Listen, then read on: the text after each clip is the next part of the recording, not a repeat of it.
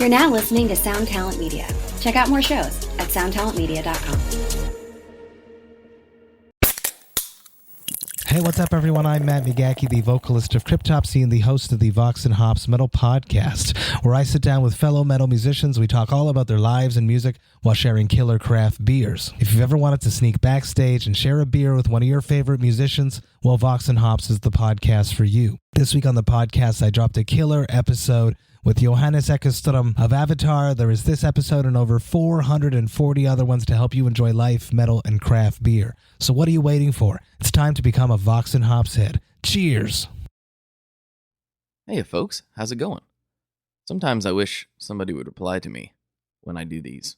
But then again, that would be weird, because that would mean I'm hearing voices in my head, and that's not a good thing for anybody. But I do want to tell you about Gun Street Wiring Shop. Based out of Bend, Oregon, and ran by Sean Arbo, they are making custom wiring harnesses for all your guitar needs. They got vintage style, they've got, modern wiring, treble bleed, all kinds of different things. If you need it, they can get it done. We all know that sometimes that stuff gets a little bit complicated. It's a little bit hard to do, especially if you've not done a lot of soldering in the past. Well, let them do the heavy lifting. And they use the finest components and, just are fantastic to work with. The customer service is way above and beyond any that I've experienced for products like this. So make sure and check out gunstreetwiringshop.com and hit up Sean and get what you need. We are also brought to you, as always, by the fine folks at Sinusoid. Sinusoid.com, custom cables. They've got some new stuff coming down the pipe that I can't talk about yet, but when it's here, it's definitely worth getting excited about. Let's just say they're fixing a little problem that a lot of people have had. We'll just leave it at that. But for now, we're going to talk about the Sasquatch speaker cable. This big, beastie, beefy, gnarly bad boy. It's so you feel like you've really got something. It's a very, very large speaker cable. And part of that was not just because it's cool to have a large speaker cable, but to make sure that you're not going to pick this up and think it's an instrument cable. People will know that is the speaker cable, so it'll hopefully make barbecued amps a thing of the past. So make sure you check out sinusoid.com. Check out the Sasquatch speaker cable. You'll like it. It's cool. It's formidable.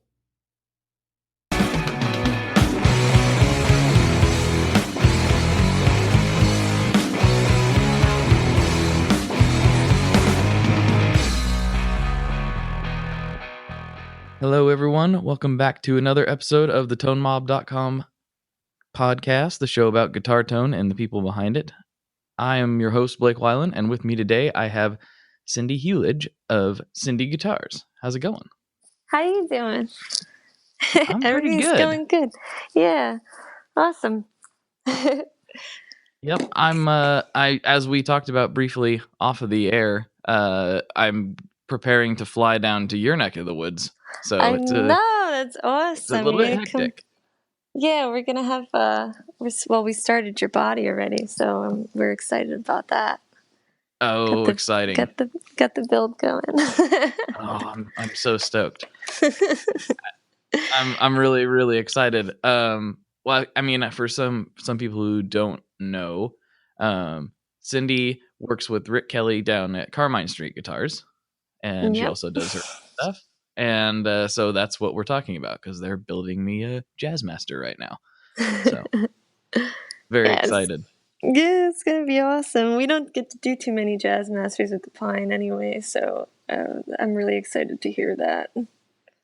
I do like kind of Jaguar style stuff, but Rick never gets to build them, so. He's always doing the Telly styles, right? Yeah, well, he has mostly orders for that or the Strats, the Strat style or S style or whatever. But yeah, right. but yeah, I like a little bit more of the offset stuff. But yeah, he doesn't get too many orders for that, so he's excited too.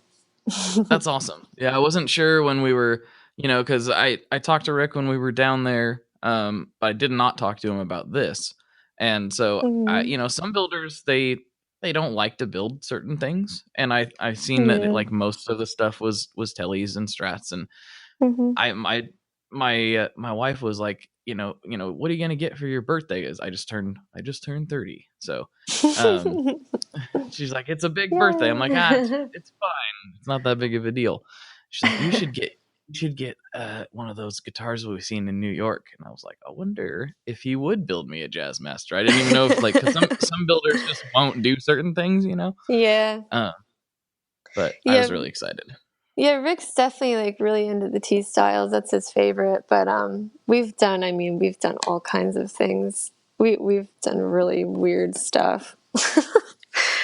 We even did some kind of a weird training guitar with like basically like golf tees in the neck with like holes drilled so that the guy could like move them around into whatever chord positions he wanted to. It's like really we've done all kinds of weird stuff. We've inlaid all kinds of weird stuff, and it's definitely, we do have fun on the side with some things, but yeah, most of the orders are for very traditional kind of things. And then obviously I get a lot of the custom work ordered, which I wasn't expecting. I always tell people that because most people are like, oh, like some people don't even know I build. They just think I do custom work. They just think I'm like doing all the art on the guitars. And it really started, I wanted to build. I mean, I have a pretty strong art background, but Rick kind of really pushed me to keep going with the custom stuff. So I was just kind of screwing around with it at first, and then I started getting orders for it basically because Rick kept pushing me to do it, and then it just never stopped. And so it's been kind of surprising, but building's really like the main thing. I think building a solid, kind of workhorse instrument is really the main thing for us, and then the custom work's just kind of for who appreciates it. Right. Well, that is interesting. I wanna actually get into your backstory and like because I've got this question before, and I honestly I don't know the answer. So like, what is your background? How did you get to be working with Rick? I kind of know Rick's deal, but I don't know your deal. How did you get involved with his his shop and doing all that? I mean, take us way back. We got time. Take us way back to what did you start, what got you interested in music in the first place? All right. Well, I mean, my dad had played guitar for like 40 years. He was a guitar player.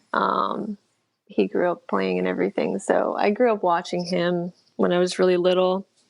And, he was really tall. He was like 6'4". And he built his bed up really high, and he'd have his amps and the speakers and everything underneath the bed. So, he was one of those dudes that played so loud the whole neighborhood could hear him.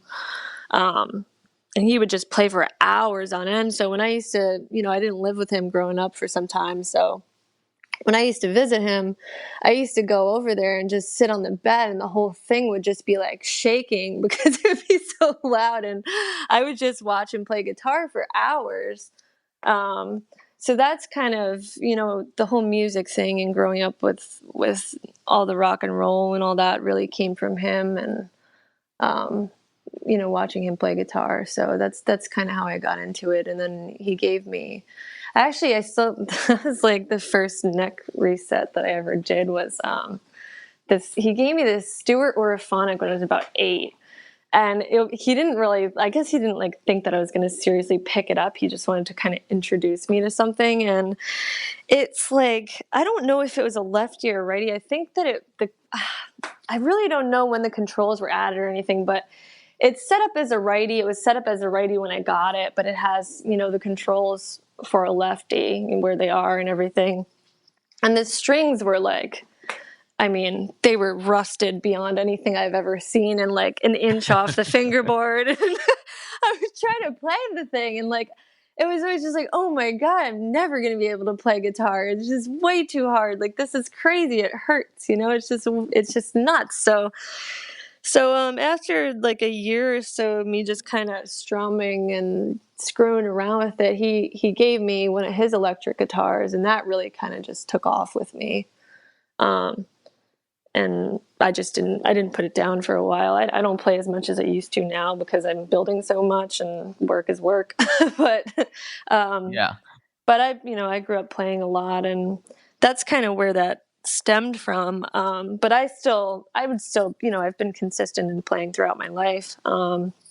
So I've always had music and all that interest there, whether it was screwing around with amps or pedals or whatever.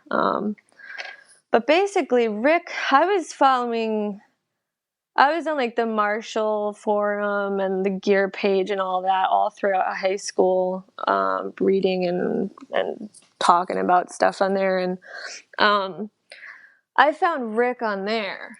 So I just had really wanted a guitar from him for a long time. And it was something that was like so far out for me. It was like, I don't think I'll ever have a guitar from Rick, the Chelsea Hotel or whatever. It would probably be, the wood would be gone by the time I would want one and whatever else. And, I mean, basically, trying to think here, it kind of, I didn't put two and two together with where his shop was exactly in the city. I just knew he was somewhere in New York, and I'd read about his stuff online, but I never really thought that I would go and visit him. I didn't know that he had like an actual store. I thought it was just kind of like this workshop. Right. So I remember seeing his shop on CBS Sunday morning one day, the Keith Richards thing when Keith Richards was there. And it clicked, and I was like, oh my God, that's Rick Kelly. That's right in the West Village. And I got really psyched. And I was just working when I got out of high school. Basically, I had a full scholarship to art school, but I was kind of screwing around with guitar and stuff on the side. But I wasn't in a band at that point or anything. But I had a full scholarship to art school, but I really couldn't afford what they wanted for rent for like this really small room. It was like $1,000 a month to split like a 12 by 15 room with someone or something crazy like that. Wow. And I didn't have anything backing me. I've come to the city on my own pretty much. So it just wasn't in the cards for me. So I ended up getting a bartending job in Rock Center and just painting and playing on the side and stuff just as a hobby, sort of, So I was working probably 80 hours a week at one point for months and months during the year. And, the holidays in Rock Center are absolutely crazy. So I did that for about 3 years, and then I got my own apartment. And it was kind of an old school Italian restaurant that had been there for like 15 years, and their rent got doubled on them because someone else bought the building. So it's kind of funny because everybody's always talking about all the mom and pop shops that are going away and all this stuff. And like even a huge restaurant like that was still like a family run thing that could pay already. Like, I think they were paying like 40 something $1,000 a month in rent already. And they had upped it to like 80 or 90 grand a month. And like, they were just like, we can't do this. This is like nuts. So I got laid off, but I had good unemployment. So I was like, okay, what am I going to do at this point? Like, I've always been interested in guitar, like big time. I've always been interested in art big time. Am I going to try and like, build up a portfolio in the next year or so and like just have like a little bit of a side job and keep saving, or what am I really going to want to do? And I was actually helping my friend Jimmy, whose apartment flooded at the time. Since I had all the free time and stuff, I was over his apartment working and like, cleaning all of his stuff, hanging all the pictures back up from probably like 10 a.m. to 2 a.m. some nights. I was doing that for about a month or a month and a half, helping him get everything back together. And I was talking to him about it, and it was kind of like, well, I came up with the idea that, I had always thought about building guitars and everything, because I was putting pedals together and stuff like that at the time already. And so Jimmy and I got into the conversation about that, and I kind of just got a list together, and Rick was just the first one that was on there, and really the only one that I wanted to work with. because I'd been following his work for so long, and I just loved it. And I loved the whole idea behind the reclaimed wood and everything else. So it was basically just kind of one of those things that it was like, well, what's the worst he'll do? He'll say no, like just go and, go there and see what he says and just tell him your story and be you like you always are. So I ended up going. It was what was it, June 23rd, I believe it was the day that I started. And I basically, I had just moved to Flatbush at the time, and I didn't know the trains too well. So I got a stop like before where I was supposed to get off at West 4th. I got off at Broadway Lafayette instead. And I ended up having to walk like all those blocks in like 105-degree weather. It was just so hot out. I like wore like, like a button-down shirt and like, blue jeans and my creepers, not knowing what to expect there and everything. Just trying to look like somewhat like, because I've always been kind of punky looking, But so I was like sweating like so bad by the time I got there and kind of like super nervous and whatever. But I went up to the shop and I walked in, and one of the bum squad guys, what we call them, all the guys that have been hanging out in the shop forever, just kind of go there and eat lunch and they just hang out. They're buddies, but, some of them have been Rick's buddies for 30 years. So they were eating and Rick was working on a guitar, and I just kind of walked in and I was looking around, and Rick was kind of like, can I help you? And I was like, well, maybe. I was like, do you hire at all? And he was like, well, I can't pay you, not usually. I was like, well, no, that's, I don't, that doesn't matter right now. I just really want to learn how to build. And he kind of looked at me and he was like, yeah, all right. He was like, sit at the computer. And I was kind of shocked. He was like, sit at the computer and answer the phones, and I was kind of shocked. So I just went and sat at the computer, and he kind of just had like a good feeling about me, I guess. But that's kind of how it really started, though. It was a pretty simple thing, and it happened pretty fast. I mean, I was only in there probably maybe 5 or 10 minutes. And Rick had a couple people in there here and there helping him out and stuff, but none of them were serious, or some of them. He always says that. He always has been able to tell when someone just wants to like make themselves a guitar or something, or like, they don't really want to do it like he's been doing it. But I just kind of told him my story and how I got there, and what I wanted to do in about 2 or 3 minutes. And he just had a good feeling about me and kind of really took me like seriously. So he kind of just said, yeah, all right, go answer the phones and sit at the computer, and I'll show you the back in a little bit. And that's kind of how it started. Interesting. Yeah. About how long ago was this? 6 years. Okay, so quite a while then. Yeah, about 5 6 minutes years now. Yeah. That's fascinating. Yeah. Yeah, it's been really great. It's flew too. I can't believe it's been that long already. That's crazy. It's really great. I've had some people, ask me, and I wasn't really sure, and especially since you've been doing it for so long at this point, they're like, what does she? I know she does like the carving. I know she builds, like, but is she like Rick's apprentice, or like how does that work? What do you consider yourself that, or how would you view that kind of relationship? Yeah, that's what Rick calls me. Yep. Yeah, okay. I mean, I'm learning from him. I help him with stuff, but I also have my own line because, I'm doing stuff with. I mean, I'm coming up with all that the pyrography and the leather work too. Rick doesn't want to put leather on his guitars. He likes the very natural, rustic, kind of simple thing, He gets excited. He's definitely, he's a painter and a sculptor, and that's originally what he originally went to art school. He went to college for sculpting, and that's how he got into dulcimer making, which led him to all the other stuff. But he was doing like the juried craft fairs and all that stuff, trying to make money.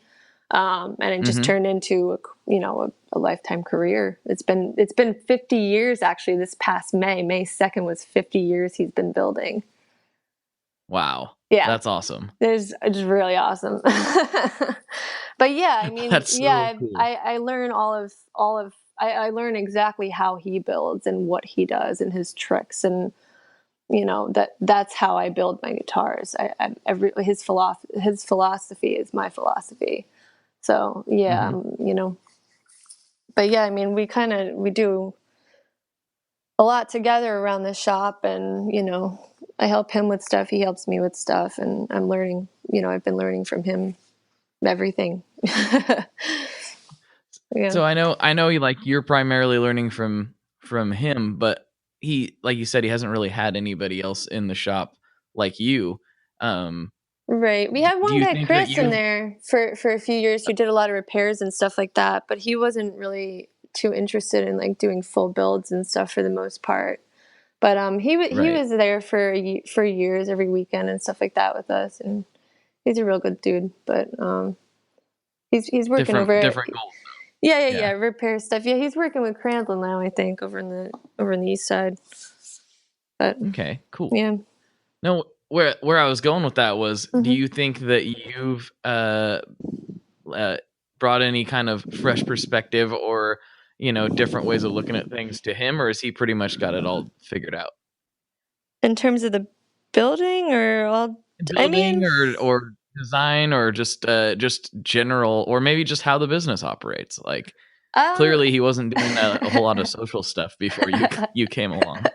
Yeah, he still doesn't go on the gear page and still doesn't own a cell phone or anything.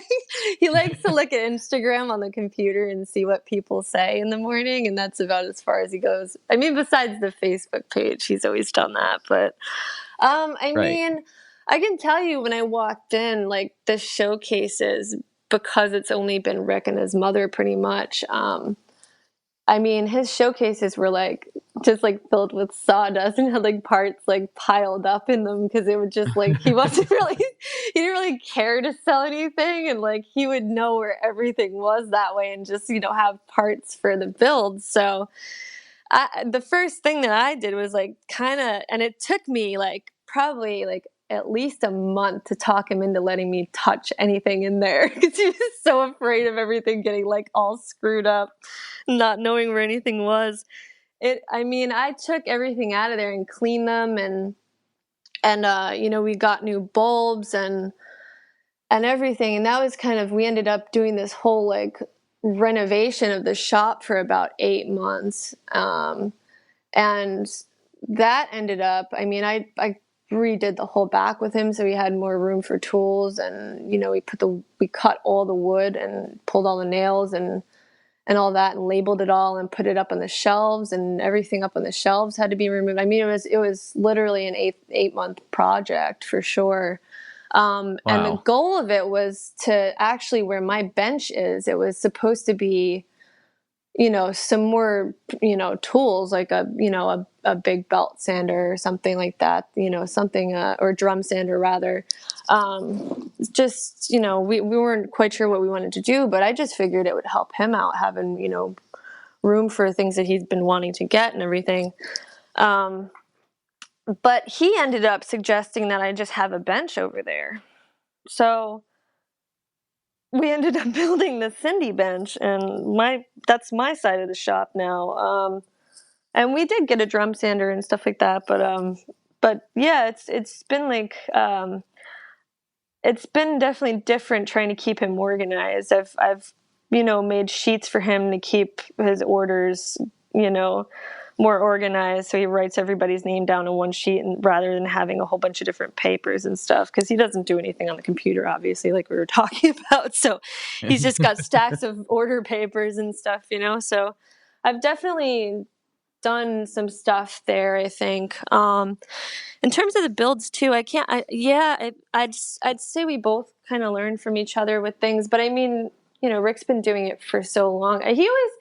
That's one thing I can quote him on though. He, like, even when he was teaching He was teaching like dulcimer making and marquetry and inlay work at the Smithsonian for a while when he was younger, when he was in his 20s. And even though he'd been doing it for some years, he'd watch his students, and even though they were doing it for the first time, they'd be thinking of it in a totally different light, and he'd be like, oh, like, of course, like, I didn't think of doing it that way before. So, like, I don't know if he ever has any of those kind of, like, moments now with me. I haven't really asked. But, I mean, I think we both, take and give with each other on things for sure. But, yeah. Yes. Yeah, the reason I ask that is because a lot of times I've heard of people who are experts at something. They'll say, like, the best way to learn is by teaching sometimes. Yeah, and like, because I know when I've showed somebody how to do something, even something simple, and then they're like, well, why do you do it like that? And it's like, sometimes the answer is I don't know, because that's how I do it. And then they'll say, what if you tried it like this? And if if, sometimes it'll make sense, and it's just simply a fresh perspective. It's not like they're better at it than the new guy's not better at it than the old guy. It's just like, sometimes you get stuck in a pattern of doing things, and then somebody's like, well, why do you do it like that? And you're like, don't have a really good answer for it. You're like, that's just because that's how I do it. But I didn't know if there was any aha for him at some point. I don't know. I'll have to ask him that tomorrow. Probably find out when you're in town, because I mean, Rick's just done like so many different weird things with instruments. Yeah. I mean, I don't even know. He's definitely, I mean, he even did the first prototype for the Motley Crue, like, flaming bass. I mean, he's got that body in the shop too, with all the rockets in it. I mean, then his sketchbooks are filled with things, different designs of I mean, tremolos, like all kinds of things that came out later that people made, millions of dollars on probably. And Rick's got them dated in the 70s, and it's like he's just always had so many ideas and been pretty, like, brilliant with all that stuff. So I just kind of keep my ears open, and if he learns something from me, then that's great. But I don't know. I've never really asked him anything like that. I can't think of anything specific right now, but I'm sure there's something. No, it's just interesting. This is I think what you guys have going on in that shop is very unique. Like, I don't think there's anybody. Oh, you okay? Yeah, sorry, my cat just, like, tried to eat the phone wire. He knocked. Oh, no. I had the phone on my trunk, and I have, like, a trunk for a table, and he like attacked it and dragged it off. I don't. Sorry about that. You wanted to end this podcast. No. I've had a surprising amount of things. I mean, I used to have to record these. Back in the day, I used to have to record them at my work, because it was just the nature of my job was like, it was one of those jobs where you were generally either running around like a maniac, or you were kind of on standby, but you couldn't leave. You know what I mean? Like, it's just how it was. And so during some of those standby times, I would record. So in a lot of the early episodes, you'll hear a train in the background, and various things, like various weird sounds where you're like, what is that? And it's just because I was working in a big facility and recording a podcast in like a fuel lab. It was a really I'm sure very professional operation. I'm sure it's fun to listen back on those, though. Well, like, the thing is, it wasn't that long ago. Like, it was only, I mean, maybe 20 episodes ago.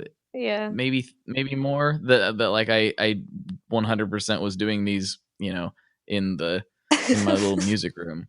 Like, before that, it was a lot of remote recording in a fuel laboratory. It was kind of funny. That's cool. All that to say is, I've heard all kinds of things, like, because it is mobile, as you know. Yeah. Like, I use this app because it makes it the easiest on the guests, and they don't have to have anything special, Yeah. No, it's cool. It's halfway decent. Yeah, it's cool how easy it is. but some people are pacers, and that used to be okay, but the app changed how it records, and that became not okay. Like it got way noisier at some point, and it's a long story. Nobody cares about that. All that to say, there's some really interesting things going on the other side, like squeaky doors, and I'm like, where are you going? Like, oh, I just had to go to the mailbox real quick. Anyway. A cat. I'm pretty sure this is not the first time a cat's made an appearance. Yeah. Pay attention to me. Kidding. So when you're not building, do you have a band, or do you? What do you do for the musical side of things? No, I don't have a band right now. My boyfriend and I are kind of starting to work on some stuff though, which is cool. He records in an all analog studio down in Atlanta, so we're back and forth down there. And he's been doing that for years. He's been really consistent with singing, songwriting, and poetry and all that. So it's and I've been with him since January, so it's been really great to be with someone who's that into music, because it's kind of getting me more inspired and kind of working towards that more again. But I do work a lot. So, I mean, the custom work that I do and the work that I do with the guitars, I mean, I have to put my hours in. So that really comes first with the building and doing the pick guards and stuff. I'll come home and work on stuff a lot of the time and make sure that everything's, where it should be. So I can't really commit to a band at this point in my life, but I'd like to start doing more, and I'm trying to allow time for that now, What kind of music do you like to play? Like who do you listen to for inspiration, and like what does that translate into when you are trying to write stuff or noodle around or whatever you're doing?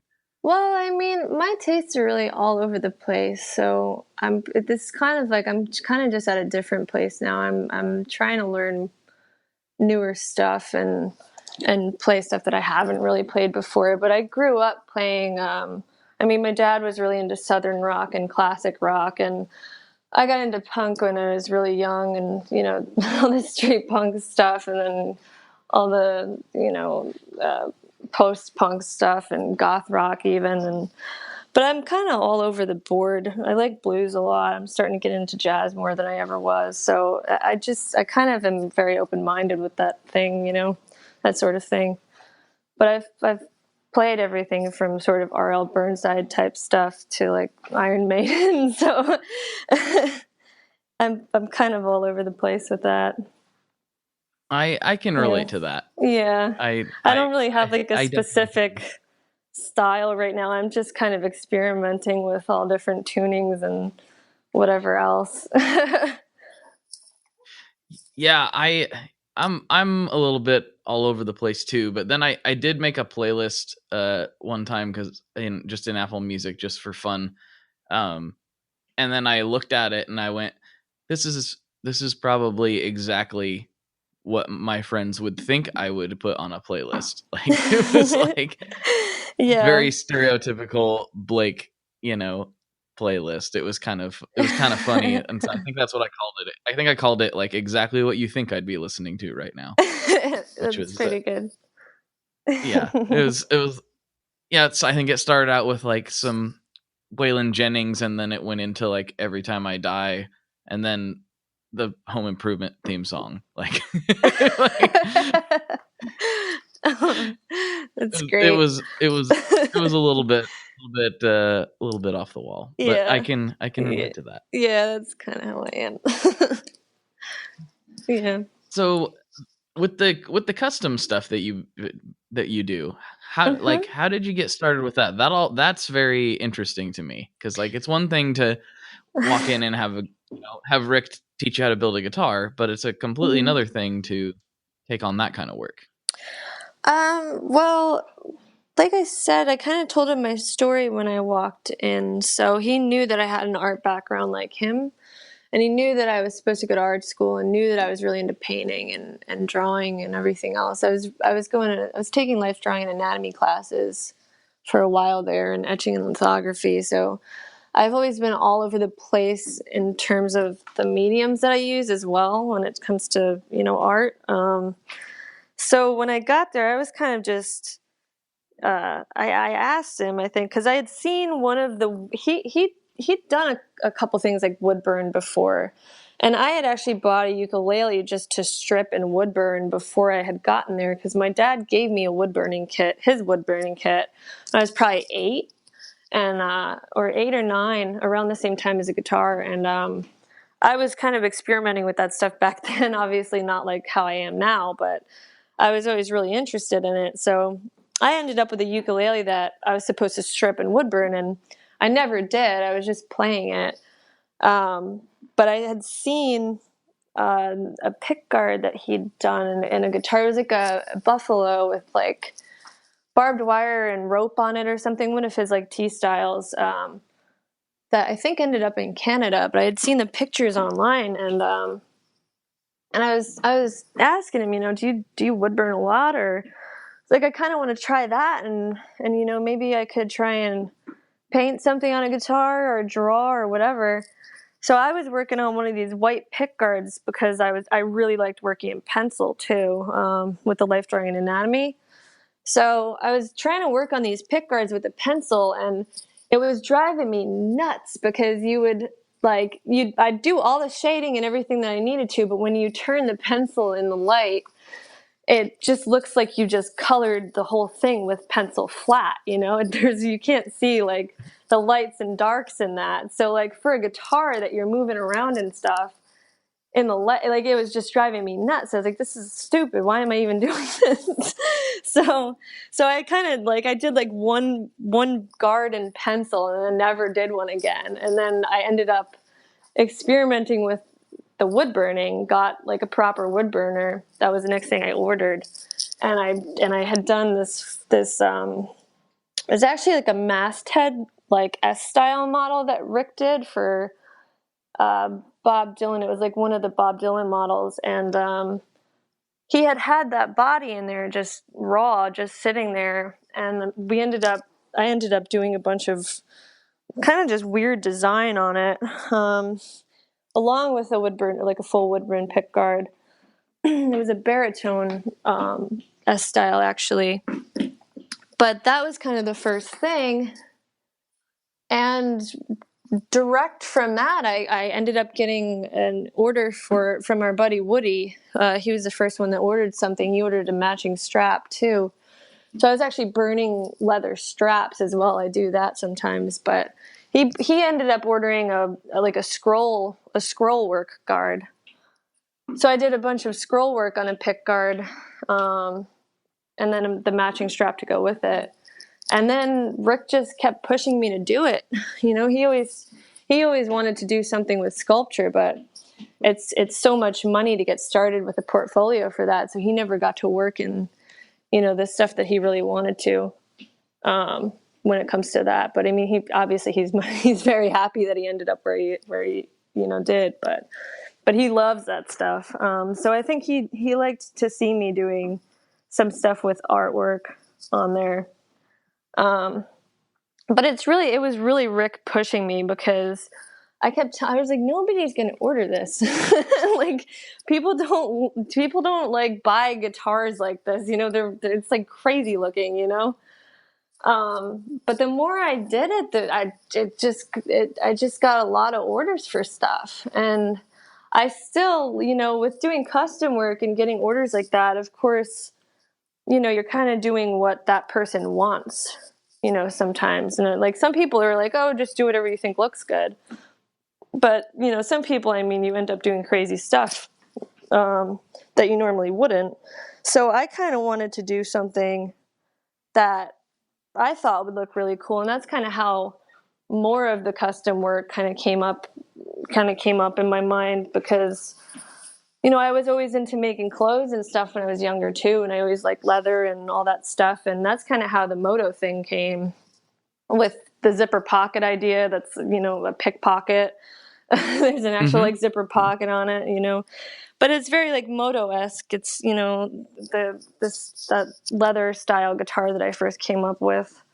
It's got the black leather and, you know, the chrome. It's like a matte black guitar usually. I've done different versions, but that was kind of one of them. And then there was another one that I came up with just because I ended up in the back of St. John the Divine one day, which I wasn't expecting. And I was just like kind of floored by it. And I got really excited. And I just it was like an immediate thought, like, oh, a cathedral would look amazing on the front of a guitar. I should do my own version of a cathedral.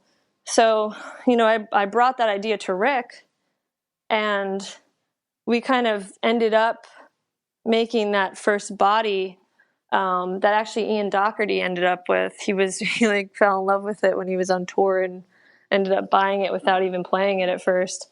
But we kind of made that body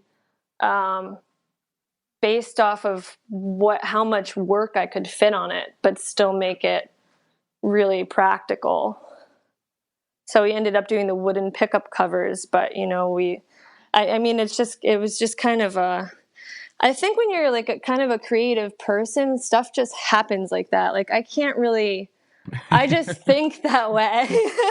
And some of the stuff is like really wacky, but like I'm going to be doing some stuff with stained glass soon, which is like totally crazy. But I mean, it's just like, we just have fun with it. You know, you got to do fun stuff on the side too. So yeah, I don't know. It's always just kind of, all that stuff's kind of been like a natural thing. It was unexpected, but I mean, Rick saw that people would want it. I didn't see it, but I kept doing it. He kept pushing me. And he was right again.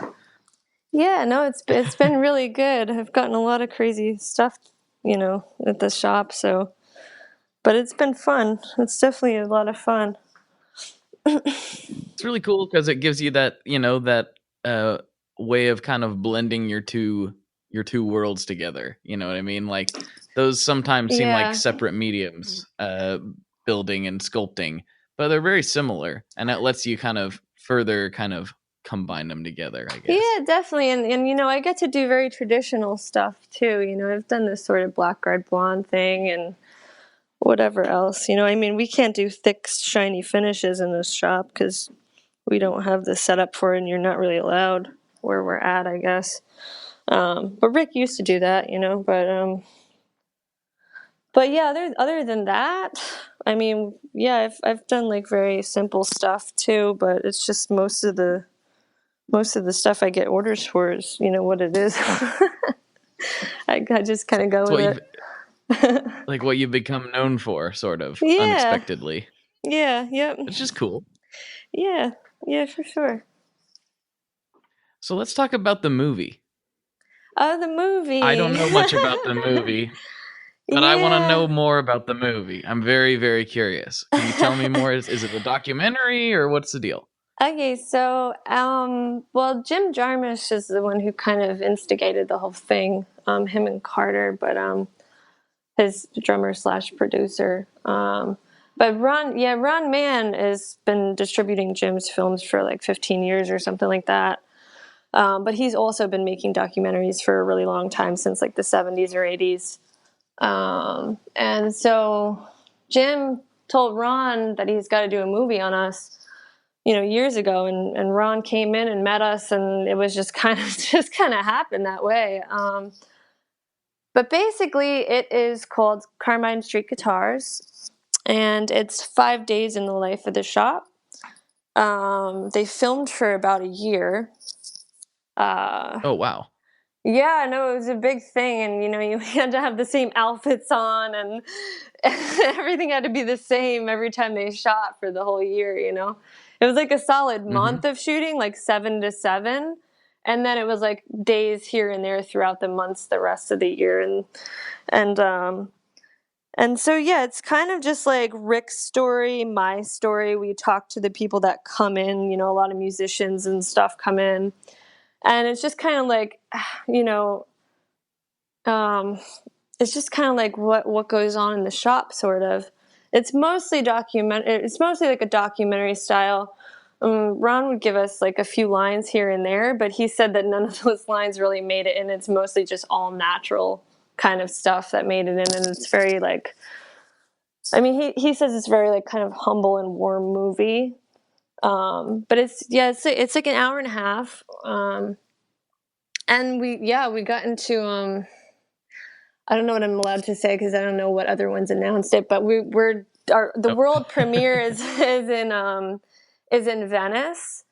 I'm going to Venice, Italy from August 28th to the 5th for the world premiere, and then it's going to Toronto after that. And I think Ron said it'll be in about 40 film festivals overall, and they just kind of all back to back, so it's kind of nonstop this fall and winter. Oh, interesting. Yeah, but it just wonder if any of them are coming to Portland. Yeah, I don't know yet, but it goes keep me in the loop. I will, yeah, but I guess it goes to like the festivals, and then it'll go to like the theaters. Like I think in New York, the movie would be out in at IFC or Film Forum or something like that. So it'll go to all the little theaters, and then it goes to like Netflix or iTunes or, airlines and stuff like that, I guess, after that. But we're just kind of rolling with a small, huh?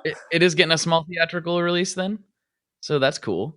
Yeah. Sometimes they don't get that when they're smaller, but that sounds like it's bigger than bigger deal. Yeah, no, it made it into the biggest festivals in the world, so it's pretty crazy. It's pretty surreal, but I'm happy that the shop's someone's doing that on Rick.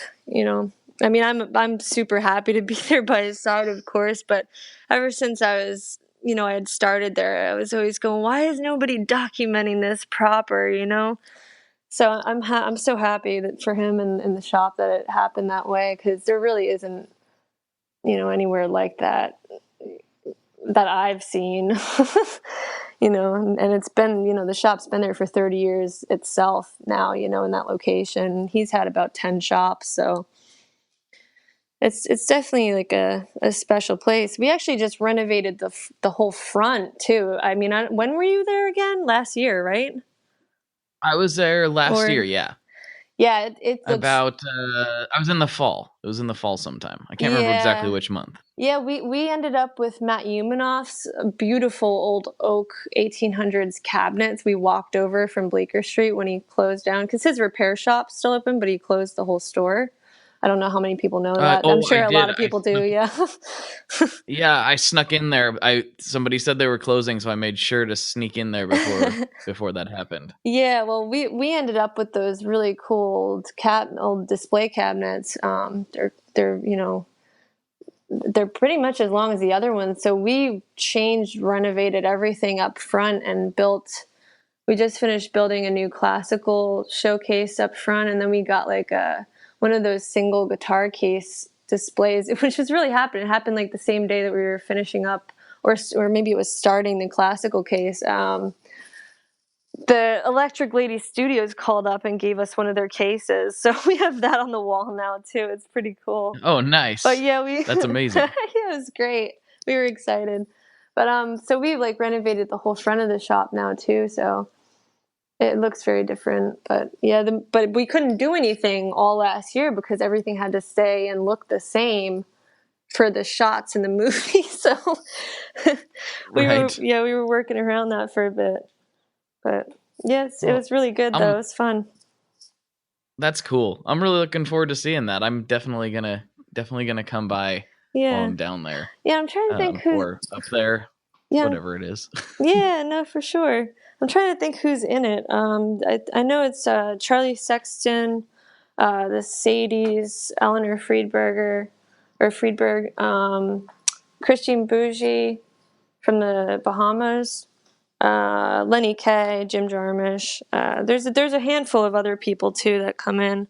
I think Bill Frisell is in it too. Yeah, there's a whole bunch of people in it, but I think it's kind of it'll be a really different and cool documentary for sure. Something tells me you guys are about to get even busier. Well, that's what Ron keeps saying. He's warning us. I'm trying to keep Rick kind of expecting something just in case too, because he's, I don't know. It's definitely no. I mean, that's how these things work, right? Like, I guess. I mean, this is sort of well, if you think about it, this is a very similar. It's not exactly identical, but it's kind of similar to the like Euro Dreams of Sushi situation, where you got the one. Have you seen that documentary? Do you know anything about it? No, what is that?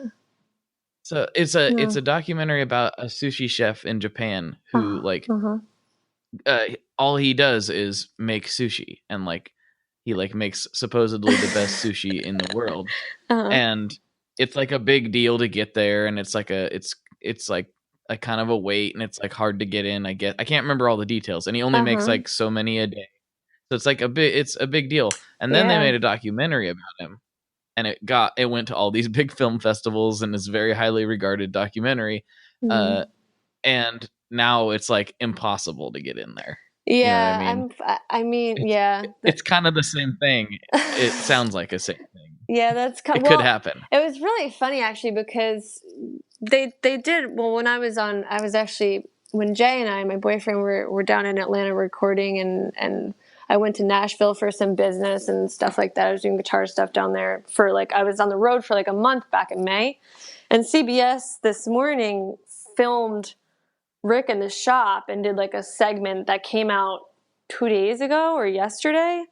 And we got like probably 25 calls at least that morning alone. So I was kind of going like, I know CBS is huge, but this is kind of also huge. So yeah, I don't really know what to expect. CBS is, it's also like local news, so it's kind of less so of a deal. Yeah, like people who go to see this movie, especially once it hits like Netflix and stuff, the people who like click on that and like want to know more are most likely going to be guitar players. Yeah, right. Yeah, I know. So you're gonna get like this big influx of like a lot of people, but also highly targeted, like the people who care about this stuff. Yeah, you know what right. I mean? Yeah. Yep. Yeah, it's. I'm glad I got my order in before that. Yeah. Oh, yeah. I know. Well, that's what Ron keeps saying. He keeps telling us that. It's definitely difficult when because I do my website alone, so I do all the photographs alone. I do the social media for the shop and me. Email, everything. It's a lot when you're hand building stuff and doing the custom work on top of it, and then all that is. That's why I'm talking about bands. I'm like, I can't even like think about putting the time into like a band right now. It's like I get home and I'm like working on pickers and answering emails and fixing the website up and all that stuff. So it's well worth it. It's well worth it. I get to do what I love every day. I don't go to work. I don't really go to work a day in my life. Me and Rick both always say that. Yeah, I can definitely understand that. Especially more so. My dad says that I'm like retired. I'm like, I'm not retired. I still gotta work. He's like, yeah, but it's fun though. I'm like, yeah, you're right. I guess it's sort of, it could be construed. I mean, there's always things, no matter what you're doing, there's things it's like, I don't want to do this. But like in the grand scheme of things. Yeah. Yeah. It's cool to get to do what you like. For sure. Not something that I take for granted, and I'm sure you don't either, because you've seen the opposite. Yep. Yeah. So maybe you said it earlier and I glossed over it, or maybe this was, I can't remember. When's the official drop date of the movie? I don't know what day exactly they're playing it in Venice, but the world premiere is going to be at the Venice Film Festival this year in Italy. So I'm going there August 28th, and I don't know if that's the first day of the festival, but it'll be officially out sometime before, like between then at the festivals, and it'll be all over the place with those for I think about 6 or 8 months, he said, and then it goes to theaters, I think, and then it'll be out. So I don't.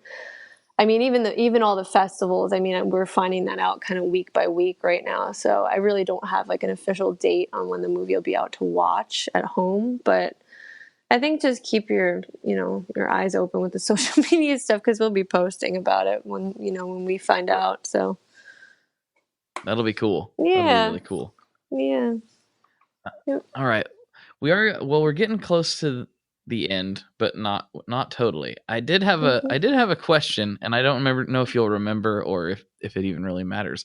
But my wife was asking me. She's like, "Where is your guitar coming from? Like, what building was yours?" I'm like, "I don't know. One of those old New York buildings. I'm not sure." Oh man, I don't know what Rick picked out of that. I should have asked him before we did this. Yeah, I don't know. I'm gonna have to ask him that tomorrow. I'm sorry, Blake.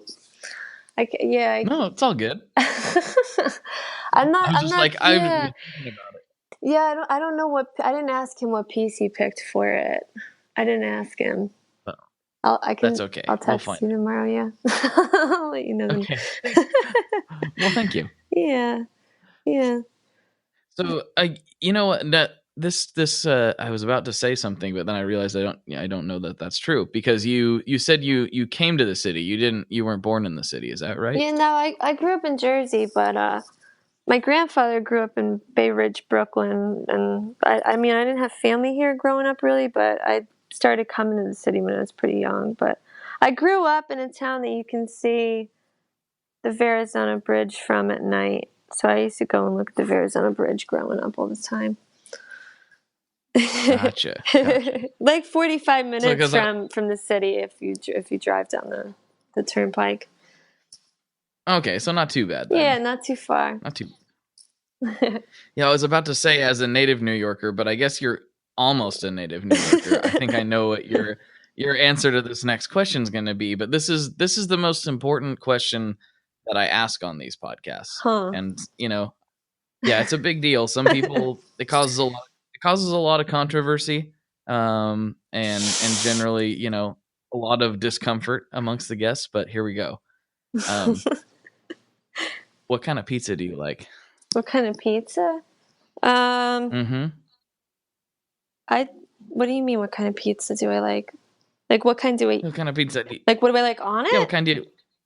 Or like, what kind? Like, I'm assuming you being a New Yorker, you like the classic New York slice, but I don't want to assume too much. Maybe I didn't. For all I know, you have like weird Chicagoan blood in you that could. I don't know. I don't want to assume people's pizza preferences. That's why I gotta ask. I do like the classic slice. You can't go wrong with that. But I really liked Sicilian growing up. The square Sicilian slices, I really like those, and I like margarita slices a lot too. There's a place right down the. You should actually go when you come. It's so good if you want like pizza, like brick oven pizza. It's just a few doors down. Numero 28 on Carmine we get from. We always get the margarita there, but it's really good. I actually did go there up on Rick's recommendation. Yeah. So did you like it? I did like it. Yeah, I think it's really good. The margarita there is awesome. I don't think we got the margarita. I don't remember if that was his. I just think we asked just generally where we should go, and so that's where we ended up. And then because we're West Coasters in New York, we had to sample more, so we walked a little bit further and went to Joe's just shortly thereafter. Yeah, Joe's is pretty good too, which I loved. Yeah, I love Joe's. Yeah.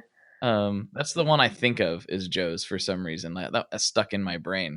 But yeah, number 28, that was good too. I liked it. Yeah, I got into making pizza at home for a while years ago. So I used to I even made like mozzarella from scratch once and the yeast and everything. So I was making more of no way. Yeah, no, I got really into like bread making at one point a while ago.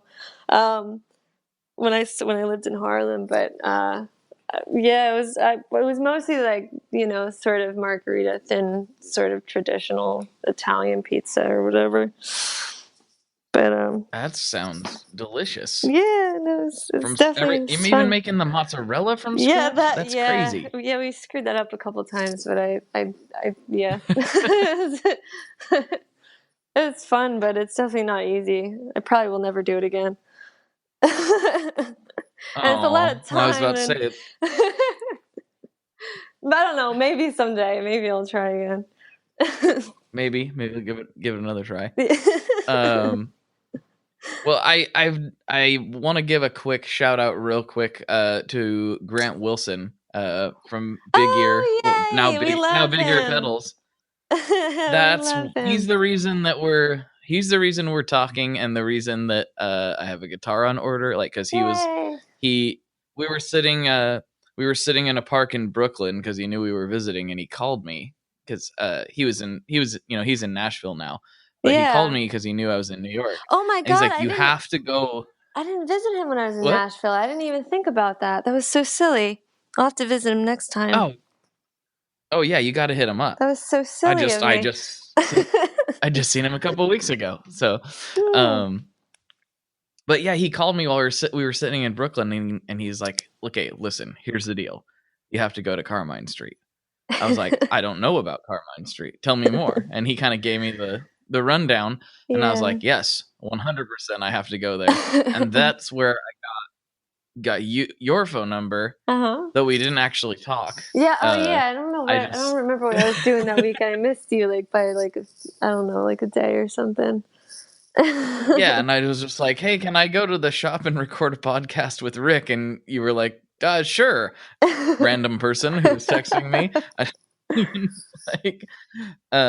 And so, I mean, Grant's the reason why that happened. Grant's the reason why this podcast just happened. And Grant is the reason why I'm driving to Boston for the 10-year anniversary show of the Gaslight Anthem is putting on. So a lot of I got to give Grant a ton of credit for all the cool stuff that is happening this weekend for me. That's and the cool thing that just happened with recording with you. Awesome. So, hi, Grant. Yeah, Grant and Karen, they're awesome. Yay. So. Yeah. But cool. So since I gave my shout out, is there anything you want to plug before we wrap this up, or where can people find you on the internet, or anybody you want to give a shout out to, or anything? Well, yeah, I mean, you can find me on Instagram, probably a little too much, but just because I have all the accounts I'm doing all the time. But yeah, my Instagram. Oh, I can relate so hard. Yeah, my Instagram is Cindy Guitars. I do the Carmine Street Guitars Instagram as well. And I do my boyfriend's Instagram, which is J DeVille Official, and he just came out with his album back in May. That's why we were down in Atlanta, actually recording the second one. So I think you guys should go check that out. It's a really good album. I think that's about it. Yeah, That's all. That's the social media stuff. I'm not good with Facebook. If you guys want to get in touch with me, do it with email or Instagram. Usually, it's too much. All the Facebook pages, apps, and stuff. I can never keep up with it. But it's a challenge. Yeah, it is definitely a challenge. Yeah, but well, great. Well, thank you very much for coming on. I really appreciate it. Yay! Thank you so much, Mike. Yep. We'll see you soon. All right, I'll put a little. Yes, in just a couple of days. Yes. All right. I'll put a little bow on this thing. So for Cindy, this is Blake, and as always, folks, good luck and good tones.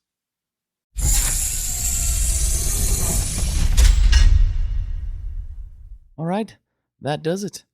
That was kind of a funny situation because I recorded that with Cindy, and then 2 days later was walking through the doors of the shop and like, oh, hey, how's it going? I know we just talked for an hour, but now here I am. But it was cool to go back with more of an insight into how they operate and actually watch them do some of the stuff. I posted some of that on Instagram, so you can go over and check that out if you're interested. But furthermore, keep an eye on the film festival circuit if you happen to live in a town that partakes in such things. I know they just went to Toronto and did a screening there. I'm really, really looking forward to seeing the Carmine Street Guitars documentary. I'm super jazzed about it. I'm hoping sometime it comes to Portland and I don't have to wait until Netflix. But who knows? Either way, stay tuned on the socials and all that stuff. I'll definitely be shouting it from the rooftops as soon as I get an opportunity to see that. So let's see. A couple last few house cleaning things. We still got some Model 1s available. They are they're right over there. They're right to my right, looking shiny and gold and pretty. And we got a fresh demo up from Demos in the Dark, new YouTube channel, but really, really good playing. And he actually explored some sounds that I've was very kind of excited about that are in the pedal that nobody's really showed off in the demo. It's in the last couple minutes of the demo. It's the lower gain, kind of overdrive-y type tones that are available. I mean, this thing will tear your head off if you want it to, but we really worked hard to make it have a very wide range. I'm losing my tongue.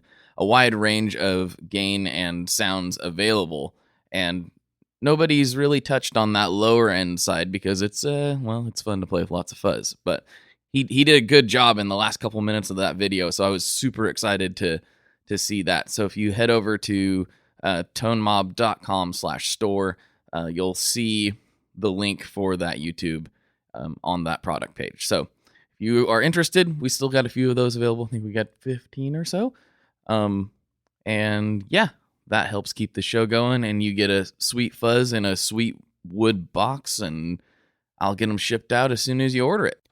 If you need more of this, I don't know what you would call it, this banter and this nonsense, you can go to patreon.com/tonemob. Don't forget that we put that up. So there's several, I think we're over the 10 mark. I keep forgetting. I always forget till I go to upload, but we've got a bunch of episodes over there for you to check out.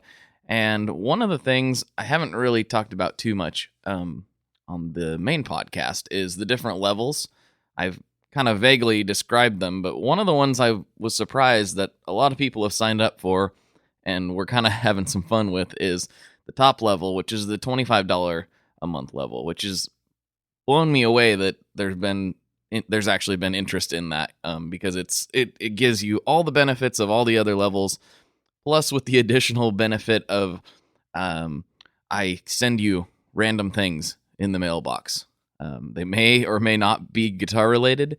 They may or may not be food related. They're quite literally random objects that I just decide to send out randomly throughout the year to the $25 a month Patreon subscribers. And we've got a bunch of people that have signed up for that, and some pretty funny plans for that level of Patreon subscriber. But any of the levels helps immensely. At $5 is where you start getting an extra episode every week, and that has ranged from extra content from the guests themselves, or simply Jess and I in the shred shed talking about tone, talking about gear, talking about food, usually quite a lot. So if you go to patreon.com/tonemob, you can find more of that there, and that really helps keep the show going.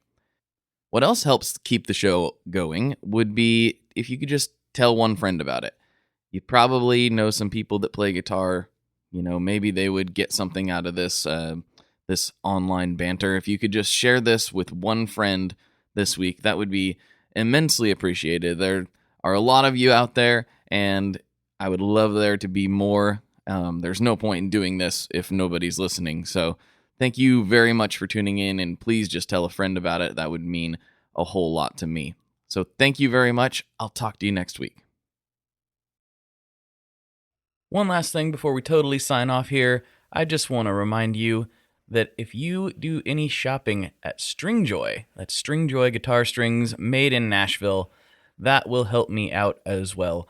As I've said for years, I'm heavily involved in that company, and I really do think they're making the best products on the market.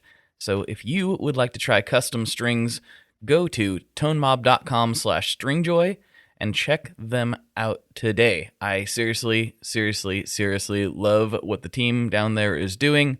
I help them out with all kinds of things, and by you supporting them, you are also supporting me as well. And hey, you need some strings, so why not get some custom strings just for your guitar and playing style.